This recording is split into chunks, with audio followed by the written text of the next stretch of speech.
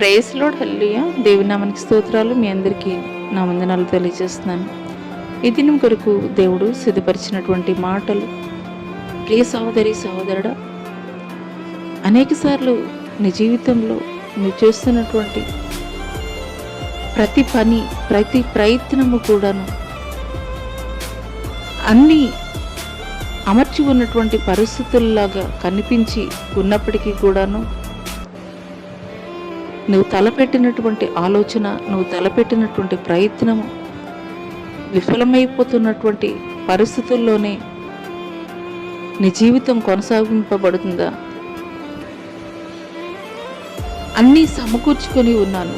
ఒక ఉద్యోగానికి అవనివ్వండి, లేదా ఒక వివాహానికి అవనివ్వండి, సమస్తము నువ్వు సమకూర్చుకొని ఉండవచ్చు. నీ యొక్క జ్ఞానాన్ని కానీ, నీ యొక్క తెలివిని కానీ, నీ యొక్క ధనాన్ని కానీ, ఈ భూలోక సంబంధమైన సమస్తాన్ని కూడాను నువ్వు చేయగలిగింది సమస్తము కూడా నీ ప్రయత్నాలన్నీ చేసినప్పటికీ కూడాను విఫలమైపోయినటువంటి పరిస్థితుల్లో, అయ్యో ఎందుకు నా జీవితంలో ఈ రీతిగా జరుగుతున్నది, నేను 100% ఎఫర్ట్స్ పెడుతున్నాను, 100% చేయవలసింది ప్రతి ప్రయత్నము కూడా నేను చేస్తున్నాను, ఎందుకు నా జీవితంలో ఈ రీతిగా జరుగుతున్నది,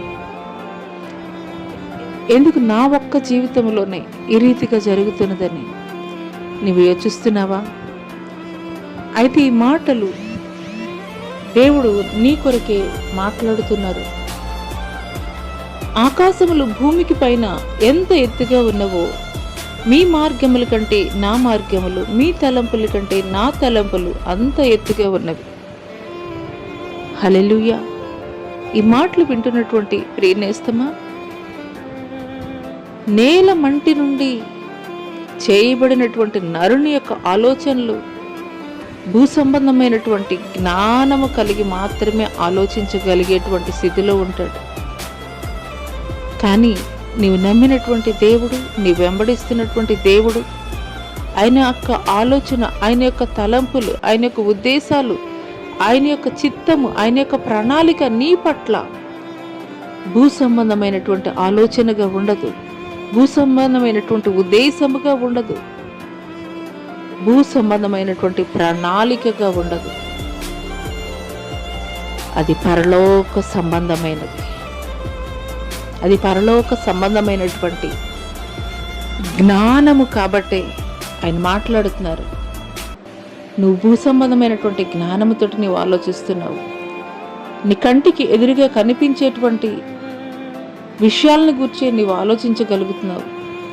కానీ నీ పట్ల నేను కలిగి ఉన్నటువంటి ఉద్దేశాలు, ఆలోచనలు భూమి కంటే ఆకాశం ఎంత ఉన్నతముగా ఉన్నదో, ఎంత హెచ్చుగా ఉన్నదో, అలాగే నీ ఆలోచనల కంటే నా ఆలోచనలు, నీ తలంపుల కంటే నా తలంపులు, నీ ఉద్దేశాల కంటే నా తలంపులు అంత హెచ్చైనవిగా ఉన్నవని దేవుడు తెలియజేస్తున్నాడు. ఈ మాటలు దేవుడు నా కొరికే మాట్లాడుతున్నారని నువ్వు విశ్వసించగలిగినట్లయితే, నీ యొక్క జ్ఞానముతోటి ఆలోచించి ఇప్పటి వరకు జరిగించినటువంటి ప్రతి ప్రయత్నము ఫెయిల్యూర్ అయిపోయి ఉండవచ్చు.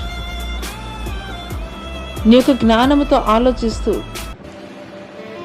ఇది ఇంతే, నా లైఫ్లో ఇంకా ఎప్పటికీ కూడా జరగదు అని ఒక నిరాశలోకి వెళ్ళిపోవాల్సినటువంటి అవసరత లేదు.